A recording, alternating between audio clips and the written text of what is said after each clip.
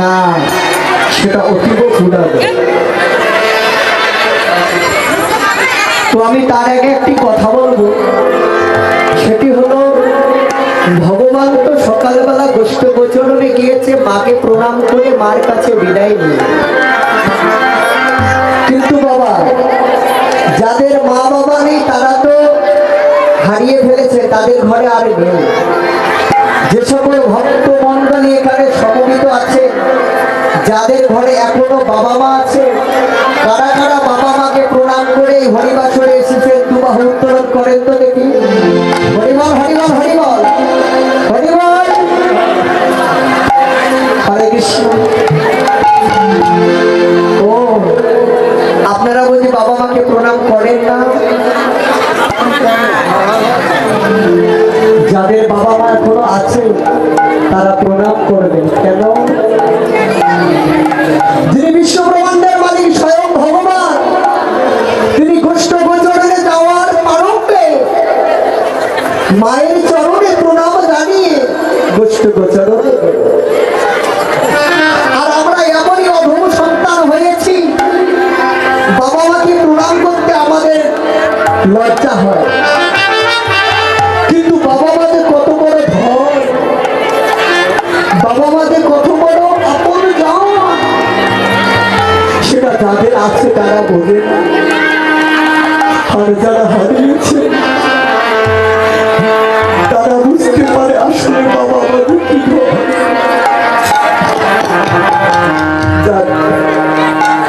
এখানে অনেক মা বলেছে আমার বাবা নেই মা নেই। আচ্ছা স্বামী তো আছে, তা না? আচ্ছা সত্যিকারে এখানে আমি অনেক মা দেখছি, অনেক দিদি দেখছি, অনেক বোনকে দেখছি। সত্যিকারে যাদের ঘরে এখনো স্বামী আছে, কারা কারা স্বামীকে প্রণাম করে হরিবাসরে এসেছে দুবাহু উত্তোলন করবে? হরিবল হরিবল হরিবল, দেখি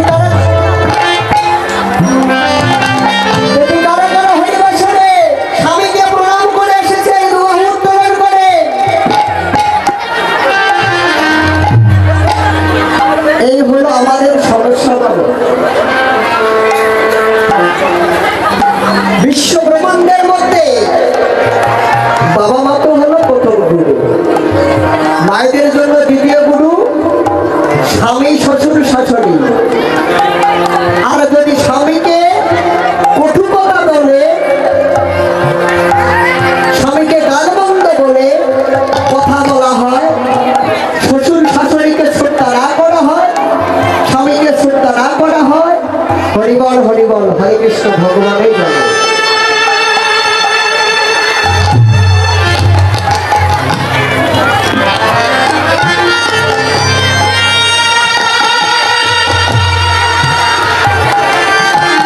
এই যে মা আমাকে কিছু টাকা দান করেছে, জানি না কোন উদ্দেশ্য নিয়ে এই মা টাকা দান করেছে, সকলে মিলে আশীর্বাদ করবে এই মায়ের জন্য মনোবাঞ্ছা পূর্ণ হয়। তাই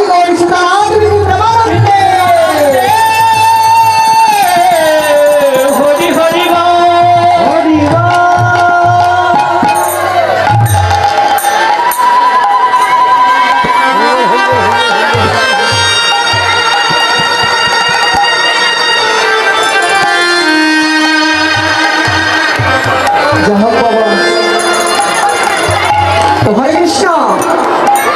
এই যে মা আপনারা কীর্তন শুনতে আসছেন, বাবারা কীর্তন শ্রবণ করতে এসেছে, কীর্তন শুনে কি লাভ হয় বাবা? কীর্তন শুনে কি লাভ হয়? কীর্তন শুনে কি হয়? কীর্তন কি বস্তু? কেন আপনারা এসেছে? একই অষ্টকালীন লীলা কীর্তনে 8টা লীলা পরিবেশন করা হয়, 8-এর বাইরে অষ্টকালীন লীলা কীর্তনে লীলা পরিবেশন করা হয় না। প্রতি বৎসরে ওই একই 8টা লীলা পরিবেশনা হয়। আপনারা কেন আসেন? কীর্তন হলো এমন বস্তু যে চৈতন্য শক্তিকে আপনি ভুলে গেছেন, সেই চৈতন্য শক্তিকে জাগৃত করার নাম হলো কীর্তন। আমাদের নিজের জায়গাটা যদি ঠিক না হয় তাহলে কীর্তন শুনে আমাদের কোনো লাভ হবে। আমরা বাবা মাকে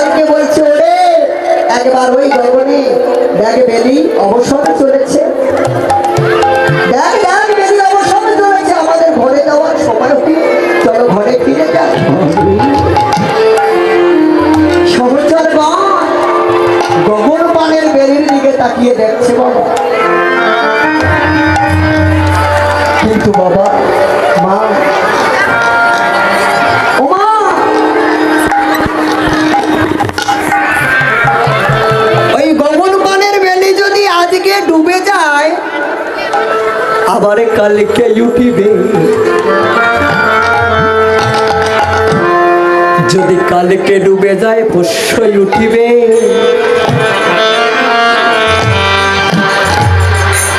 যদি পরশু ডুবে যায় তরশুই উঠিবে।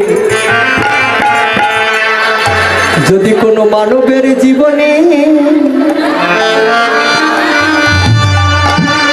একবারে আয়ু বেলা ডুবে যায়, যদি কোনো মানবের জীবনে একবারে আয়ু বেলা ডুবে যায়,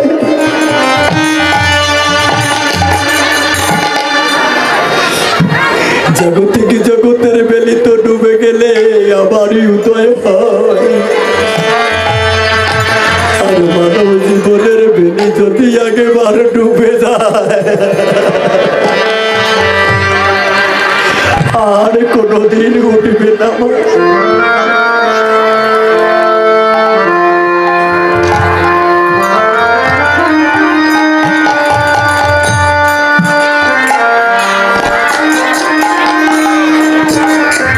তাই গৌর হরি বললেন, ওরে সহচর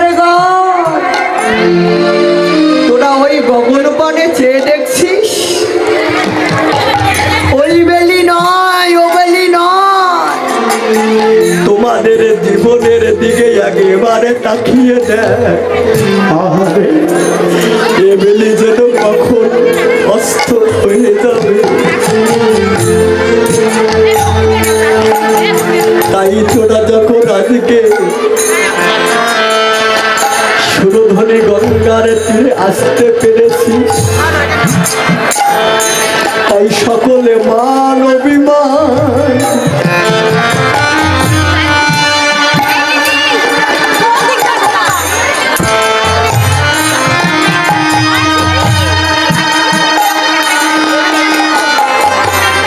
সকলে মান অভিমান ভুলে গিয়ে রূপের অহংকার, কুলের অহংকার, বাড়ির অহংকার, গাড়ির অহংকার সব ভুলে গিয়ে হে কলির জীব, সকল অহংকার ভুলে যাও, সকল মান অভিমান ভুলে গিয়ে সুরধনী গঙ্গার তীরে এসে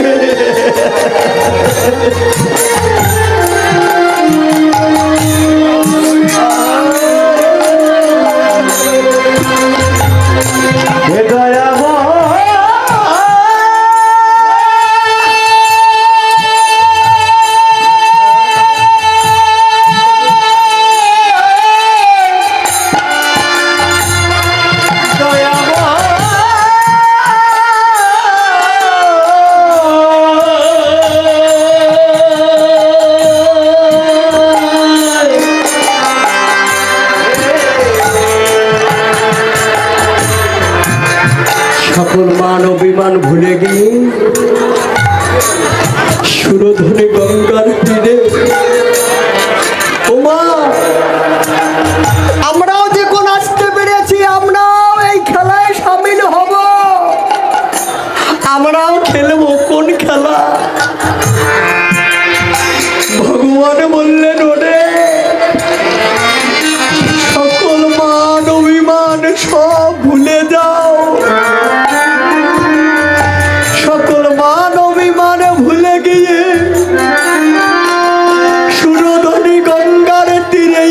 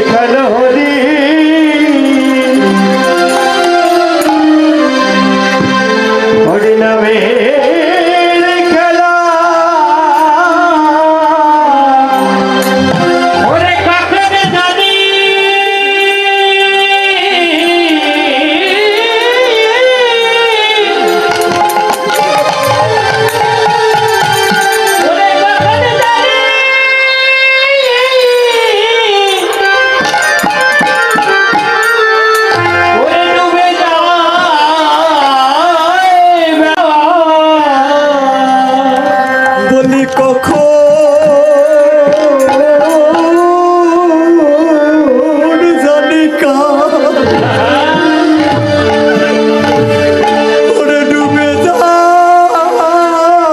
বেলা,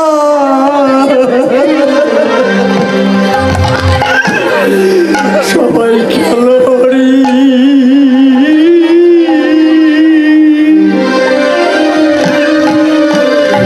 হরি নামে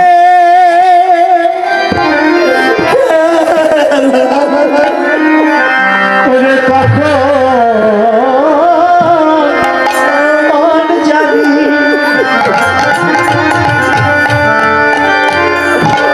ডুবে যায় বেলা,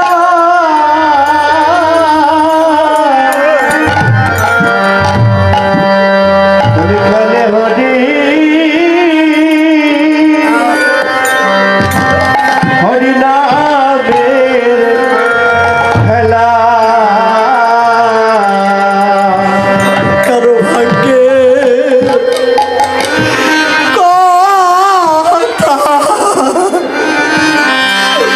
কথা যায় না বলা,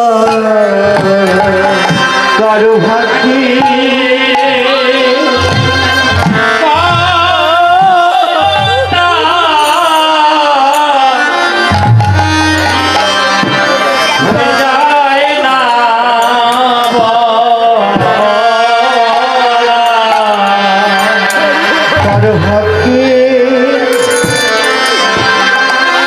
ভাগ্যের কথা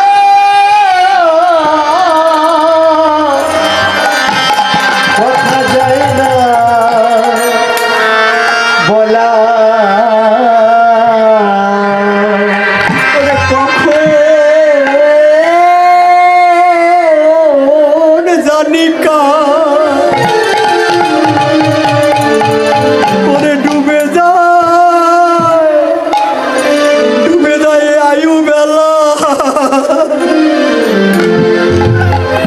কারো ভাগ্যে কথা যায় না বলা, বাড়ি কখন ডুবে যাবে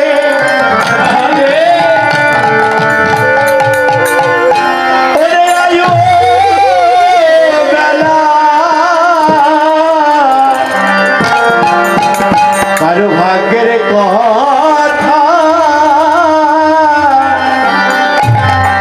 কথা যায় না বলা,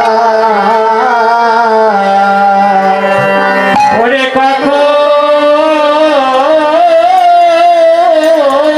জানি ওরে ডুবিবে বেলা,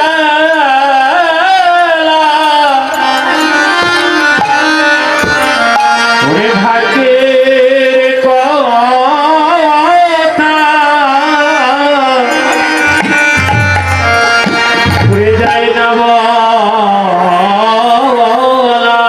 হরে কৃষ্ণ। জানি তাই ওমা, কারো ভাগ্যের কথা বলা যায় না, কখনো যে কার জীবনের আয়ুবেলা ডুবে যায় সেটা আমরা কেউ জানি না মা। যারা